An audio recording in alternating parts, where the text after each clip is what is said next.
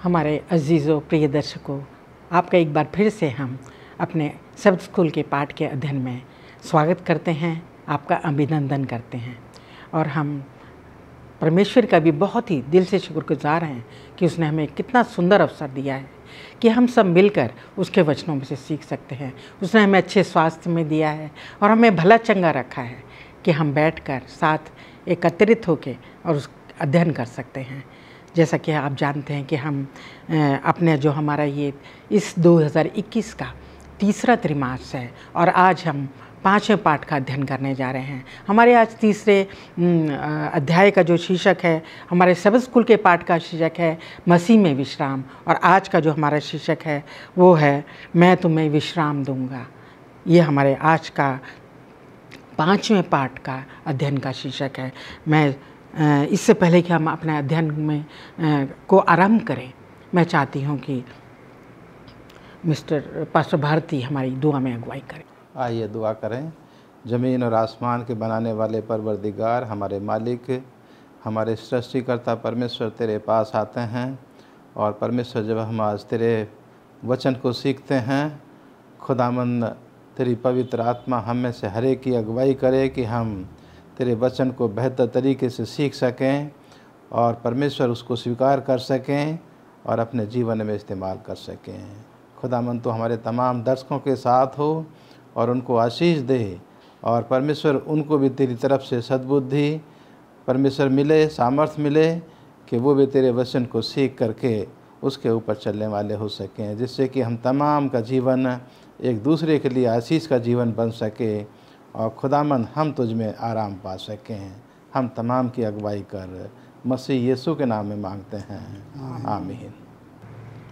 इस अजीज़ों, इससे पहले कि हम अध्ययन में चलें, मैं अपने जो हमारे मेहमान हैं जो मैं आज पाठ का अध्ययन कराएंगे, पास्टर आर भारती और मिस्टर राजेश चंद, आप दोनों का मैं स्वागत करती हूं। और हमारी जो आज का याद वचन है वो मत्ती 11:28, जो कि हमारे इस सबत पाठ का शीर्षक भी है मसीह में विश्राम। और यही हमारे आज की जो है याद वचन है, जो सुनहरी आयत है और हम लोगों को सबको ये दिल से याद है। मत्ती 11 और उसके 28, ये इसमें इस तरह लिखा है, हे सब परिश्रम करने वालों और बोझ से दबे हुए लोग, मेरे पास आओ, मैं तुम्हें विश्राम दूंगा। प्रभु यीशु मसीह ने इन वचनों को कहा लोगों को जब वो लोगों के साथ थे। और जब हम इनकी पीछे की आयतों को भी पढ़ते हैं तो उनमें भी हम देखते हैं कि ये जो रेफरेंस है, ये जो है प्रभु यीशु मसीह क्यों कहते हैं यहाँ पर। आज हम उसी को, सब बातों को विस्तार से सीखेंगे कि प्रभु यीशु मसीह ये सब बातें क्यों कह रहे हैं। और हम अगर देखें तो ये जो एक निमंत्रण है लोगों को बुलाने का कि मेरे पास आओ ये बोझ से दबे लोगों, ये कितना सुंदर और कितना खूबसूरत निमंत्रण है। और हमें जो है ये निमंत्रण जो है प्रभु की एक अद्भुत प्रतिज्ञा है जो वो हमें देना चाह रहे हैं। अजीज़ों, हम देखते हैं कि शायद कोई भी व्यक्ति जो गुरु हो या बड़े बड़े गुरु, धर्म गुरुओं का हमने सुना है, मगर कोई भी धर्म गुरु के विषय में हमने ऐसा नहीं कहा, सुना होगा जिसने ये कहा होगा कि ए हे भूत से दब लगो, मेरे पास आओ।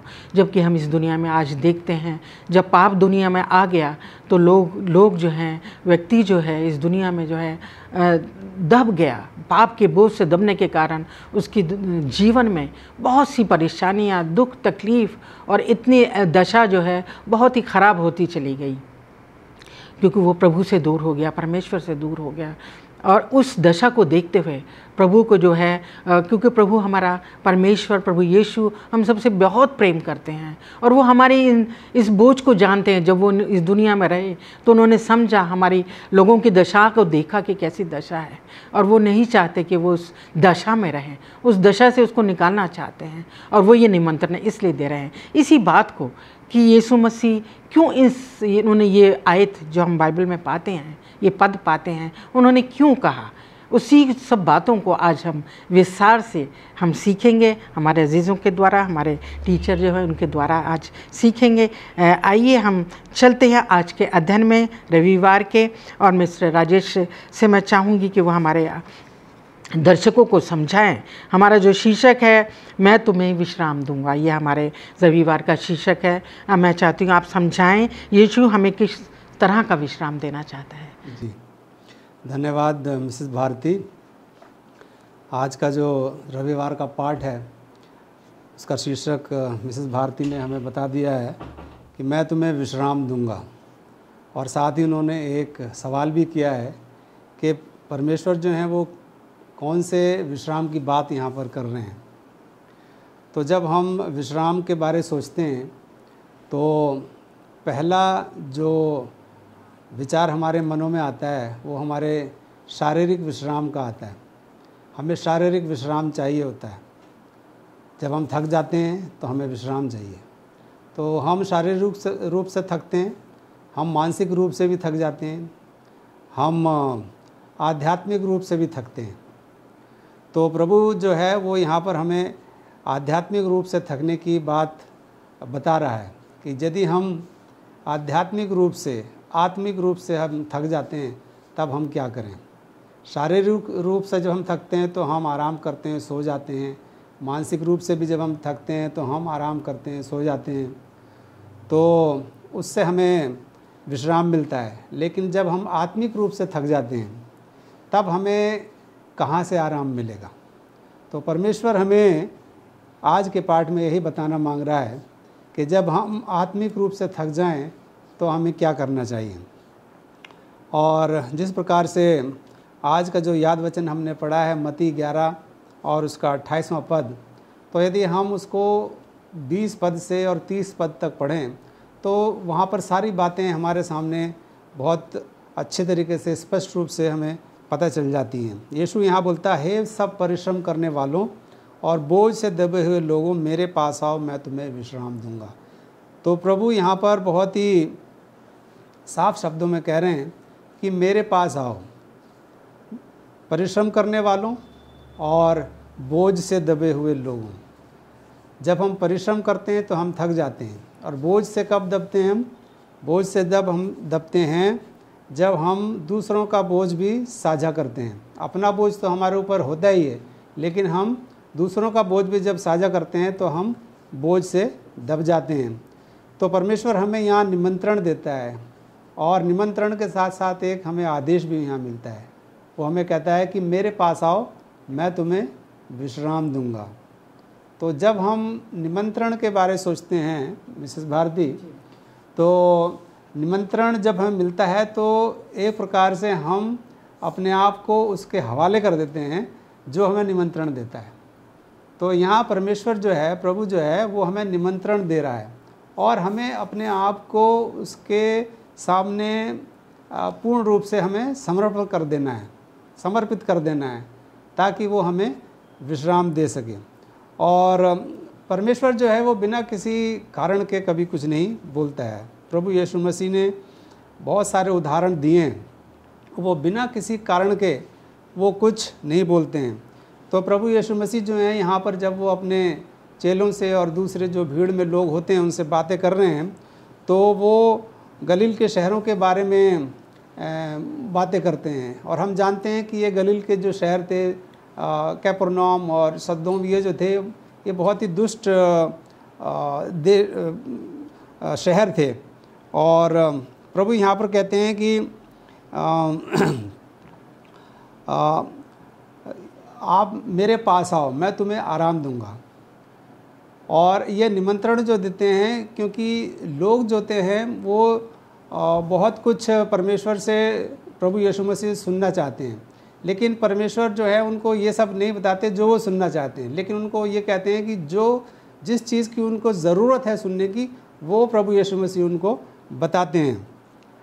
और इसी तरीके से प्रभु यीशु मसीह की जो लोकप्रियता है वो ज़्यादा नहीं बढ़ती है, क्योंकि लोग जो एक्सपेक्ट करते हैं वो परमेश्वर प्रभु यीशु मसीह ने नहीं बताते हैं, लेकिन जिस चीज़ की उन्हें ज़रूरत होती है वो उनको बताते हैं। तो हम यहाँ देखते हैं कि यीशु जो है वो बहुत लोगों से दोस्ती करते हैं, गलत लोगों के संपर्क में भी आते हैं, और इससे जो धार्मिक लोग होते हैं वो ये सोचते हैं कि इससे अपमान हो रहा है। ये अपमानजनक बात है कि प्रभु यीशु मसीह सब लोगों से मिलते जुलते हैं। तो प्रभु यीशु मसीह यहाँ कुछ कठोर शब्द भी कहते हैं और उनकी तुलना जो है वो सदोम शहर से करते हैं। लोग जो होते परेशान हो जाते हैं और यीशु फिर अपने विषय को बदल देते हैं और वो कहते हैं कि मैं तुम्हें विश्राम दूंगा। प्रभु यीशु मसीह इसलिए विश्राम हमें दे सकते हैं क्योंकि प्रभु ने सब कुछ यीशु मसीह को सौंपा है। यदि हम मत्ती 11 और 27 पढ़ें तो वहाँ पर इस प्रकार का उल्लेख किया गया है। यीशु कहते हैं कि मेरे पिता ने सब कुछ मुझे सौंपा है। जब पिता ने प्रभु यीशु मसीह को सब कुछ सौंपा है तो वो हमें सब कुछ देने की क्षमता रखता है, वो हर चीज़ देने में सक्षम है। तो इससे पहले कि हम भारी बोझ उठाएं, हमें ये जान लेना चाहिए कि हम जो हैं अकेले उस भारी बोझ को नहीं उठा सकते। और परमेश्वर जब हमें निमंत्रण देता है तो हमें अपने आप को परमेश्वर के सुपुर्द कर देना चाहिए, क्योंकि वो सब कुछ करने में सक्षम है, वो हमें विश्राम दे सकता है। जी, धन्यवाद देती हूँ मिस्टर राजेश चंद, आपने अच्छे से सिखाया। और कितना अच्छा प्रभु का जो निमंत्रण है वो जो लोगों के बीच में गए जो पापी गुनहगार थे, क्योंकि वो उनको भी अपने पास लाना चाहते थे, उनको भी वो निमंत्रण देना चाहते थे। तो वो किसी में भेदभाव रखना नहीं चाहते और वो सबको बचाना चाहते हैं। इसलिए जो है वो सभी को ही निमंत्रण सबके पास जाते हैं और सबको कहते हैं कि मेरे पास आओ। आइए हम जो है अपने सोमवार के अध्ययन में चलते हैं, जिसका शीर्षक है मेरा जुआ अपने ऊपर उठा लो और मुझसे सीखो। मैं पास्टर भारती से चाहूँगी कि वो हमें समझाएं, मेरा जुआ उठा लो और मुझसे सीखो, इसका क्या अर्थ है, विस्तार में से आप हमें समझाइए। मिसेज भारती, अभी जो चंद साहब ने बताया, राजेश चंद जी ने, कि परमेश्वर ने दुनिया के तमाम लोगों को निमंत्रण दिया है। जो आपने सवाल पूछा है उससे पहले मैं थोड़ा सा यहाँ बताना चाहता हूँ कि खुदावंद यीशु मसीह ने दुनिया के तमाम लोगों के लिए निमंत्रण दिया है। और निमंत्रण जो है कोई आज्ञा, कोई आदेश नहीं है। निमंत्रण जो है वो चुनना है। आप निमंत्रण को स्वीकार कर सकते हैं और निमंत्रण को अस्वीकार भी कर सकते हैं। परमेश्वर ने दुनिया के तमाम लोगों को ये निमंत्रण दिया है कि जो बोझ से दबे हुए लोग हैं, और जो यहाँ जो है लिखा है कि जो परिश्रम करने वाले हैं, मेहनत करने वाले हैं, बोझ से दबे हुए हैं, उनको परमेश्वर ने निमंत्रण दिया है। तो ये हर एक व्यक्ति, दुनिया के हर एक व्यक्ति के ऊपर निर्भर करता है कि वो अपने जीवन के बारे में सोचे कि मैं बोझ से दबा हुआ हूँ या नहीं दबा हूँ। और जब आदमी जो है ये सोचता है, सोचने के बाद जो है वो निमंत्रण को स्वीकार करता है कि हाँ, मैं तो बहुत परेशान हूँ, बहुत मुश्किल में हूँ, बहुत बोझ से दबा हुआ हूँ। तो अगर वो उससे निकलना चाहता है तो तभी जो है वो निमंत्रण को स्वीकार करेगा। उसके बाद जो आपने सवाल किया कि मेरा जुआ अपने ऊपर उठा लो और मुझसे सीखो, निमंत्रण स्वीकार करने के बाद ये परमेश्वर ने आज्ञा दी है। ये निमंत्रण नहीं है, ये आज्ञा है परमेश्वर की। जिन्होंने निमंत्रण को स्वीकार कर लिया है उनको जो है परमेश्वर कहता है कि अब तुम मेरा जुआ अपने ऊपर उठा लो और मुझसे सीखो। और इसमें जो है ख़ास दो बातें यहाँ पर बताई हैं इस सेंटेंस में, इस वाक्य में, कि परमेश्वर जो है वो यहाँ पर कहना चाहता है कि मेरी जो शिक्षाएं हैं, मेरा जो जुआ है, मेरी जो बातें हैं, मैंने जो तुम्हें सिखाई हैं, मेरा जो पवित्र वचन है, उसको जो है तुम सीखो। और सीखने के बाद, स्वीकार करने के बाद उसको तुम्हें सीखना है। तो यहाँ दो बातें हैं, निमंत्रण लेने के बाद, निमंत्रण स्वीकार करने के बाद आपको जो है परमेश्वर के वचन को स्वीकार करना है, और स्वीकार करने के बाद आपको उसको जो है सीखना है, परमेश्वर के वचन को। और ये दोनों बातें बताती हैं कि जब आप खुदावंद यीशु मसीह को स्वीकार करते हैं और उसकी बातों को सीखते हैं तो आप खुदावंद यीशु मसीह के चेले, उसके शागिर्द जो हैं आप बन जाते हैं। तो यहाँ जो है दिखाया है कि परमेश्वर का ये एक योजना है कि वो अपने वचन को दुनिया के तमाम लोगों के सामने उसने पेश किया है। जो कोई चाहे उसको स्वीकार करे और उसको सीखे और खुदा के साथ जो है अपने जीवन को जो है वो आगे बढ़ाए, और उसी शिक्षा को हमें जो है लेकर के आगे बढ़ना है। यहाँ लिखा है, जैसे चंद साहब ने बताया, कि पिता और पुत्र का जो है एक ही प्लान है दोनों का। वो दोनों अपने दिमाग में एक ही बात सोचते हैं कि जो दुनिया के गुनहगार पापी लोग हैं, जो बोझ से दबे हुए लोग हैं, हम उनको कैसे बचा सकते हैं।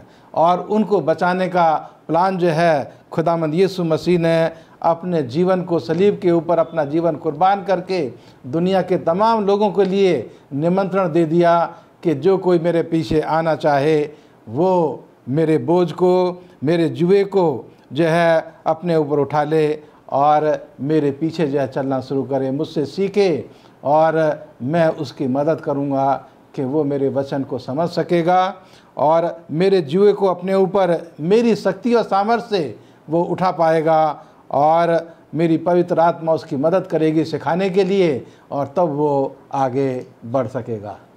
धन्यवाद देती हूँ पास्टर भारती।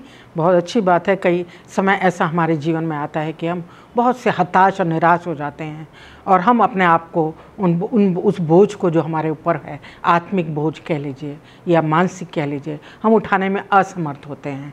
परंतु कि प्रभु यीशु का जो निमंत्रण है, हमें चुनना है हमें कि हम उसको स्वीकार करें या ना करें, जैसा कि आपने समझाया। आइए हम जो हैं अपने अब मंगलवार के अध्ययन में चलते हैं, जिसका शीर्षक है मैं नम्र और मन में दीन हूँ। मिस्टर राजेश चंद से चाहूँगी कि वो हमारे दर्शकों को बताए हमें नम्र और दीन होने की आवश्यकता क्यों है।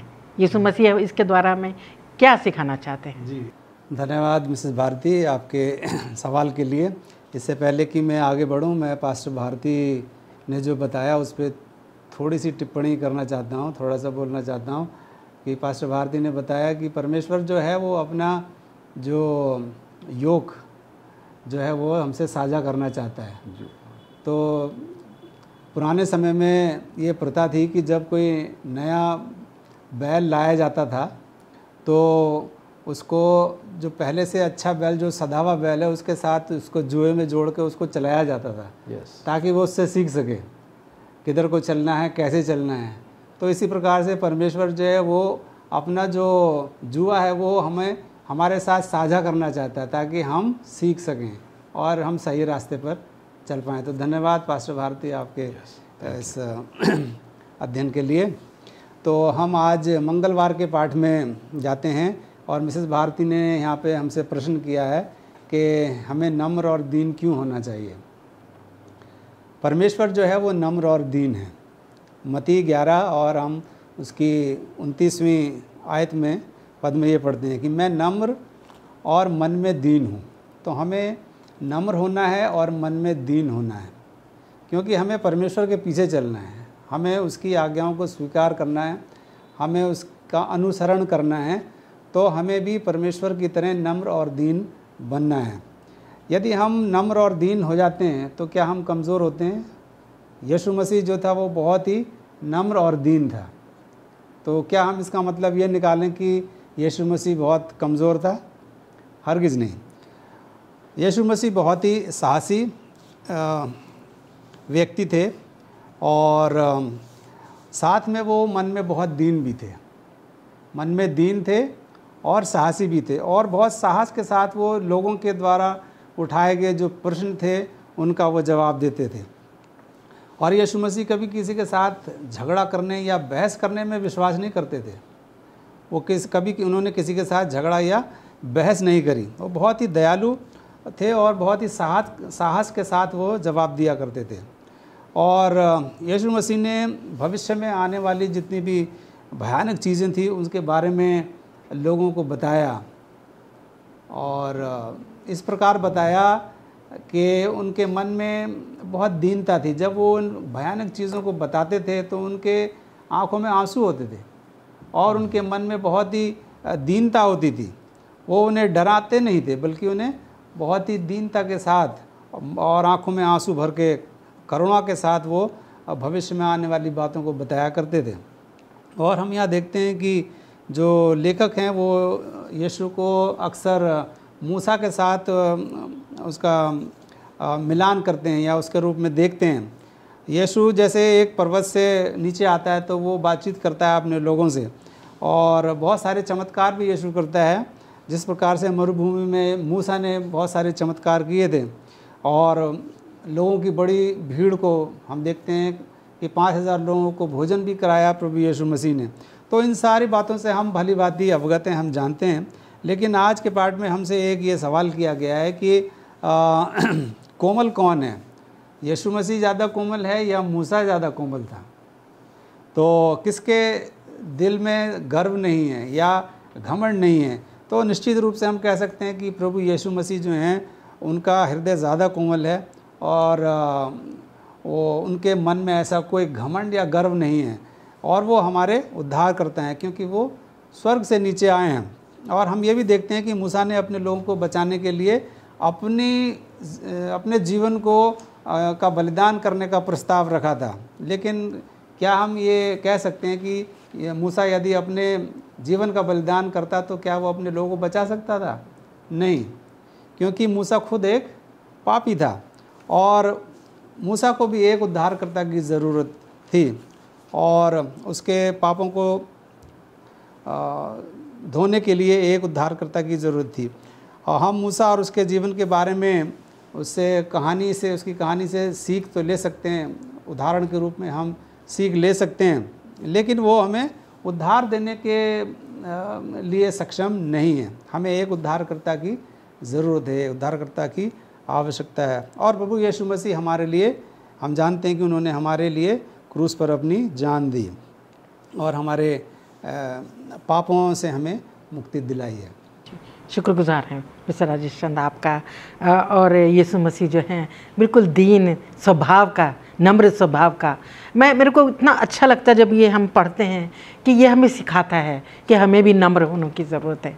हमें भी इसी तरह अपने लोगों में जैसे हम बातचीत करते हैं, मिलते जुलते हैं, उसी स्वभाव को हमें रखने की ज़रूरत है। और कि यही वजह थी जबकि बहुत सी भीड़ जो चाहे किसी भी उसकी रही हो, चरवाहे, गरीब लोग, सब उनके पास आ सकते थे क्योंकि वो इतने दीनता के साथ, प्रेम पूर्वक स्वभाव के साथ, दृष्टांतों के ज़रिए उनकी भाषा में जो जिससे वो समझ सके उनको सिखाते थे। तो वो आसान होता है जब हम नम्र होते हैं, दीन होते हैं। और वो कहते गए हैं भी, मत्ती में कहा है 5 अध्याय में कि धन्य है जो मन के दीन है।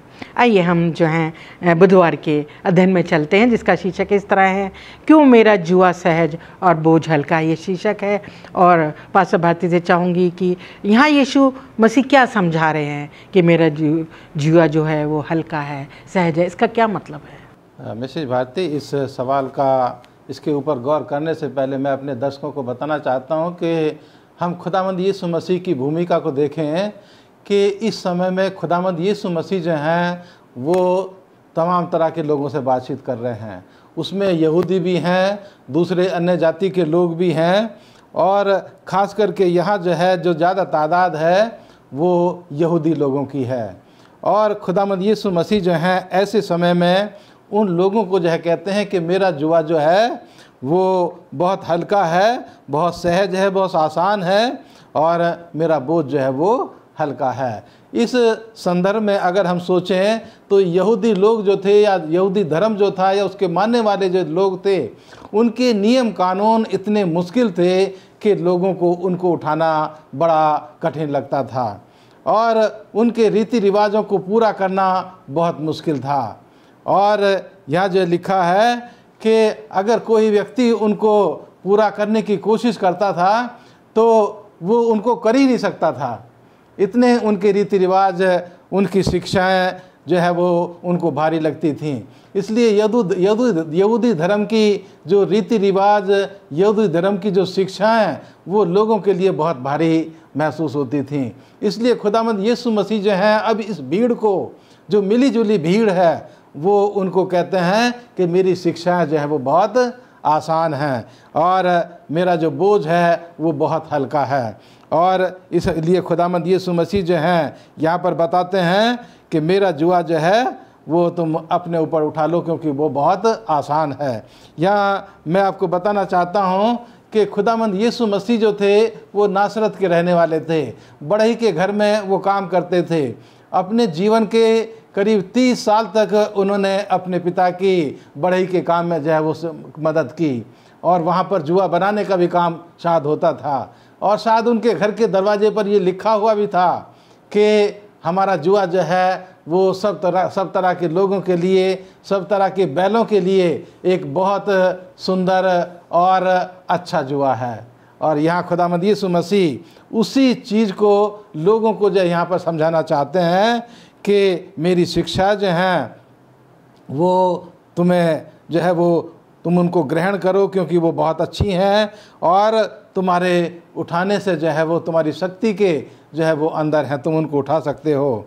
और परमेश्वर का नियम पालन करना भी जो है वो तुम्हारे लिए आसान है। लेकिन हम जो है उसके जुए को, जो सहज है, जो आसान है और जो उसका बोझ हल्का है, उसको हम जो है उठाना चाहते हैं, तो हमें केवल एक ही काम करने की ज़रूरत है कि हमें खुदावंद यीशु मसीह के पास आना है। और खुदावंद यीशु मसीह जो है वो मेरी और आपकी इस जुए को, इस बोझ को जो है वो उठाने में मदद करने के लिए सदैव जो है तत्पर और तैयार हैं।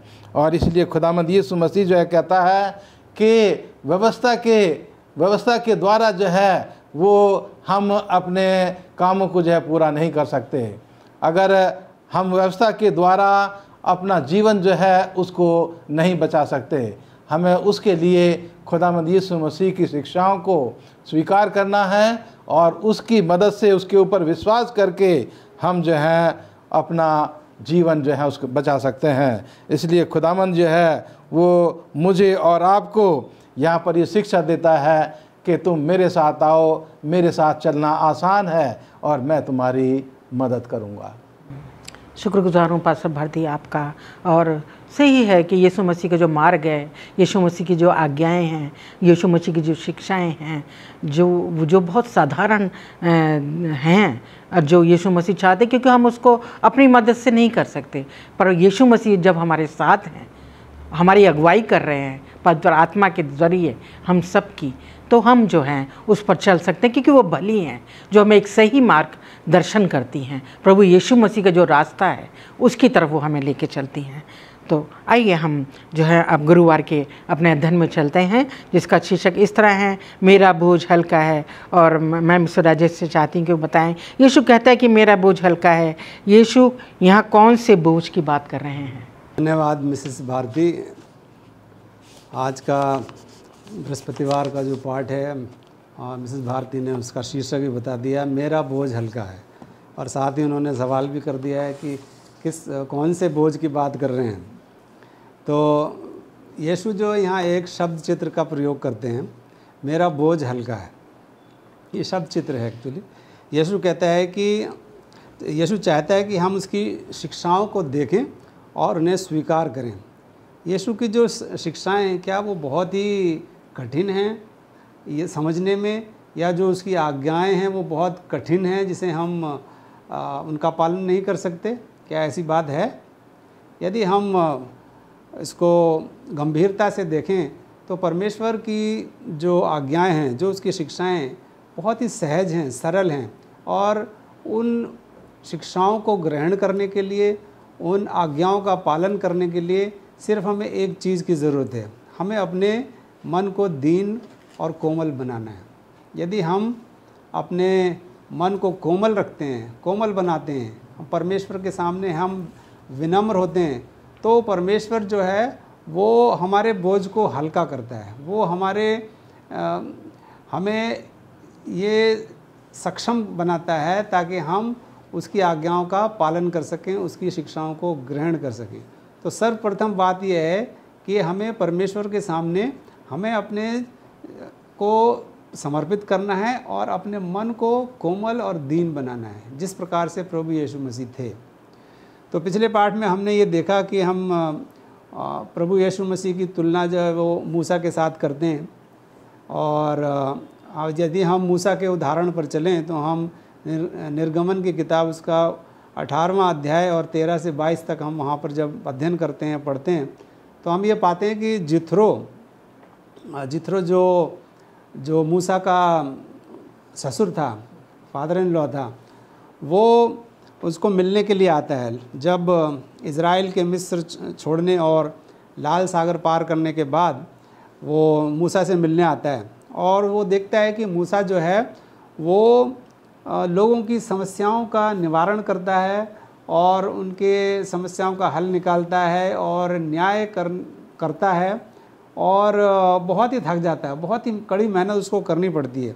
तो ये सब चीज़ें जो है जित्रो वो देखता है और वो समझ सकता है कि मूसा जो है इतनी कड़ी मेहनत करता है और शारीरिक रूप से बहुत वो थक जाता है।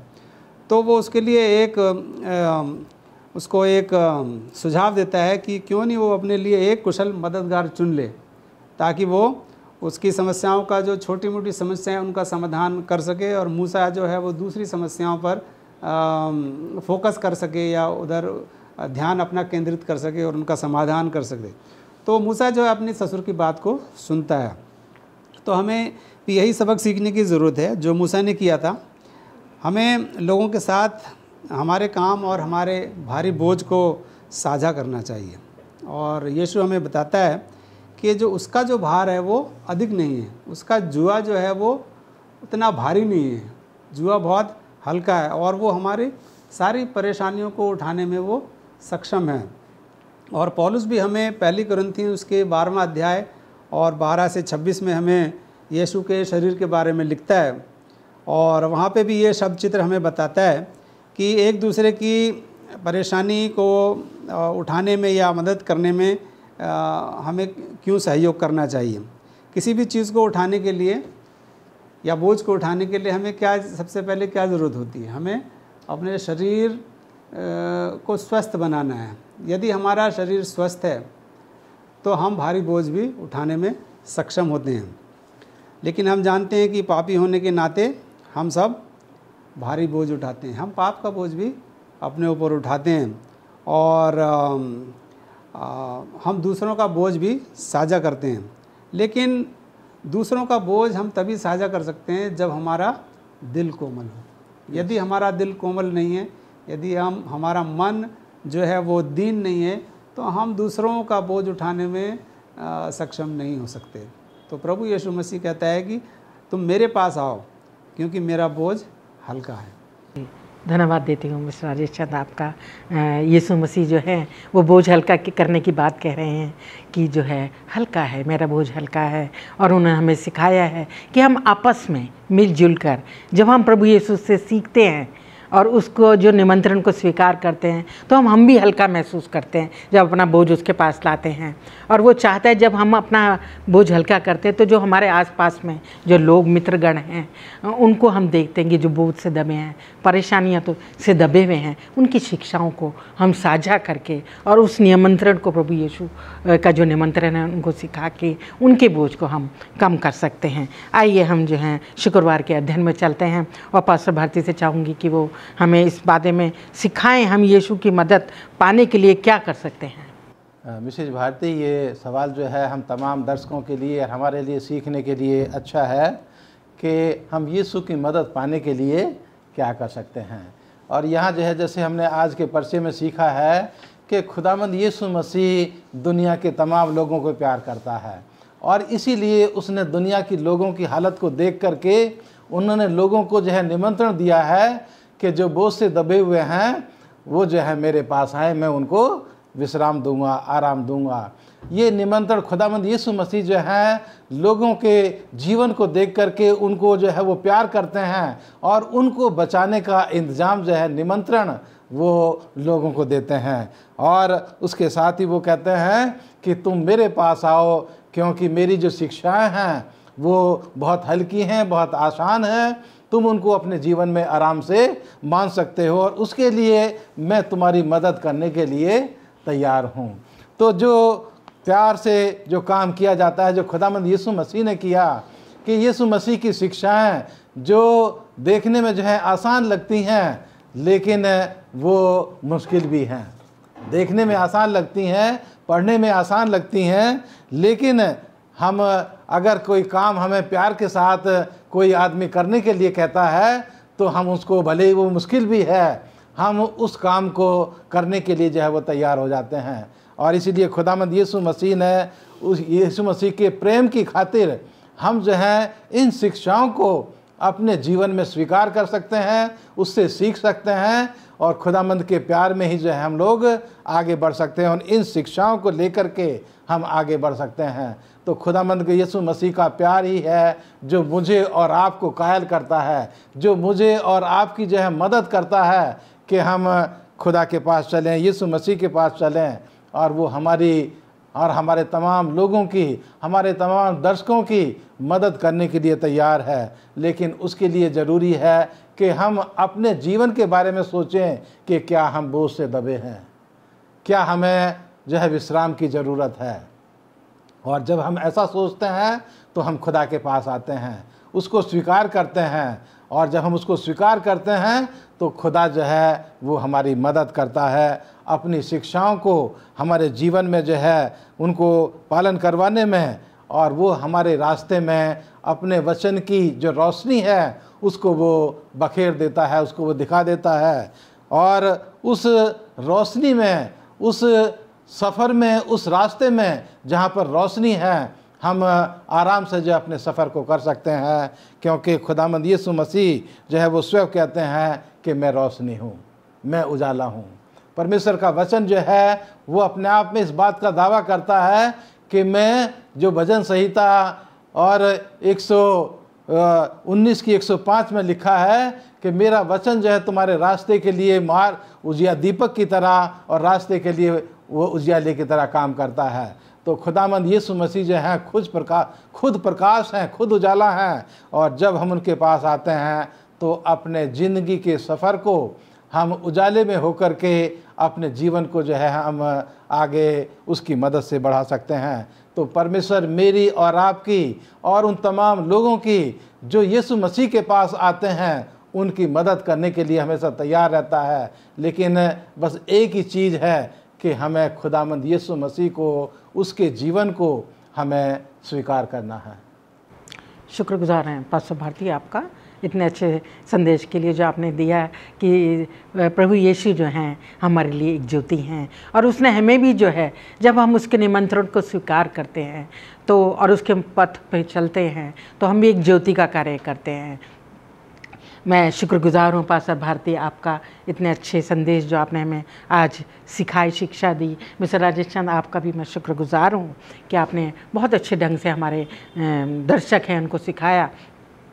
प्रभु यीशु मसीह का जो ये निमंत्रण है अजीज़ों, हम लोग जानते हैं, हम लोग अपनी जब बाइबल को पढ़ते हैं तो हमारे लिए कितना हमारे बोझ को हल्का करता है कि इतना अच्छा निमंत्रण। वो चाहता है कि हम भी दीन बने, हम भी विनम्र स्वभाव अपने जीवन में लाएं, और जो प्रभु के कलाम को पढ़कर और प्रभु की बातों को, शिक्षाओं को हम जब सीख कर जो है एक पथ पर, जो एक भला पथ है, जो हम एक उद्धार के मार्ग पे ले चलता है, क्योंकि यीशु मसीह जो है हमारे लिए एक जीवन ज्योति का कार्य कर रहे हैं, एक उद्धार का कार्य कर रहे हैं, हमारे मार्ग पथ प्रदर्शक हैं। तो हम लोग जो हैं जब इन सब चीज़ों को स्वीकार करते हैं, उन सब चीज़ों को हम पाकर अपने बोझ को हल्का करते हैं, और ये हमारा कर्तव्य बन जाता है कि जो हमसे लोग, हमारे जो लोग हमारे साथ मिलते जुलते हैं, हमारे ऐसा अड़ोसी पड़ोसी, हमारे नाते रिश्तेदार, जो दिन को देखते हैं हम कि जो बोझ से दबे हैं, परेशानियों में हैं, उनके साथ प्रभु यीशु मसीह के इन सीख को, इन शिक्षाओं को साझा करके उनको प्रभु यीशु मसीह के पास ला सकते हैं, और वो जो निमंत्रण है उनको भी दे सकते हैं, ताकि वो भी जो है प्रभु यीशु मसीह के पास आएँ और अपने को दीन बनाते हुए, उन बातों को सीखते हुए, अपने जीवन में लेते हुए, उस ज्योति में आते हुए प्रभु यीशु के उद्धार के मार्ग पर वो भी चल सकते हैं। तो ये जो चीज़ें हमें अपने लोगों के साथ साझा करनी है प्रिय दर्शकों, और जो जिससे कि बहुत से लोग जो है उस यीशु मसीह का जो उद्धार है जो उसने हमें दिया है उसको हम पा सकें। इसी वचनों के साथ मैं अपने आज के अध्ययन को ख़त्म करना चाहती हूँ, और मैं आशा करती हूँ कि आपको आज का जो अध्ययन हमें बहुत शांतिदायक रहा होगा, बहुत सुखदायक रहा होगा। परमेश्वर आप सबको आशीष दे। और मैं चाहती हूँ जब हम ख़त्म करें इस अध्ययन को, मिस्टर राजेश चंद हम सब के लिए प्रार्थना में अगुवाई करें। आइए हम प्रार्थना करते हैं। हमारे सर्वशक्तिमान परमेश्वर, हम आपका बहुत बहुत धन्यवाद करते हैं इस सुबह के लिए जो आपने हमें दी, और इस समय के लिए जो आपने हमें दिया कि हम यहाँ आकर सब स्कूल पाठ का अध्ययन कर पाए प्रभु। और जैसे कि आज हमने सीखा है कि आप हमें विश्राम देना चाहते हैं प्रभु। हम जानते हैं कि संसार में हमारे ऊपर बहुत सारे बोझ हैं, हम शारीरिक रूप से बोझ उठाते हैं, मानसिक रूप से और आत्मिक रूप से बोझ उठाते हैं प्रभु, लेकिन हम आपके उस निमंत्रण को आज स्वीकार करते हैं प्रभु। और हम अपने आप को आपके चरणों में समर्पित करते हैं प्रभु। हम अपने मनों को कोमल और दीन बनाना चाहते हैं प्रभु। आप हमारे मनों को दीन बनाएं, हमारे मनों को कोमल बनाएं, ताकि हम आपकी शिक्षाओं को स्वीकार कर सकें, उन्हें ग्रहण कर सकें और एक अच्छे रास्ते पर हम चल सकें प्रभु। हम सबों को प्रभु आप सक्षम बनाएं, हमें सामर्थ्य और शक्ति दें, ताकि हम शैतान के हर एक फंदे से दूर रह सकें और हम आपके सेवा में अग्रसर हो सकें प्रभु। जितने भी दर्शक हमारे साथ जुड़ते हैं प्रभु, उन सबको आप आशीष दें, उनके परिवारों में आशीष दें और हम सबको सामर्थ्य और शक्ति दें, ताकि हम एक अच्छा जीवन व्यतीत कर सकें। हम सबको आपके सुपुर्द करते हैं प्रभु, दिन भर हमारे साथ हों और इस सबत के जो क्षण हैं उन सबको हम पवित्र और पाक रख पाएँ प्रभु। हम सबको आपके हवाले करते हैं, हमें आशीष दे और अपने नए और आने वाले समय के लिए हमें तैयार करें प्रभु। ये छोटी विनती प्रभु यीशु मसीह के नाम से मांगते हैं, दया से सुने और ग्रहण करें। आमीन। आमीन। Thank you.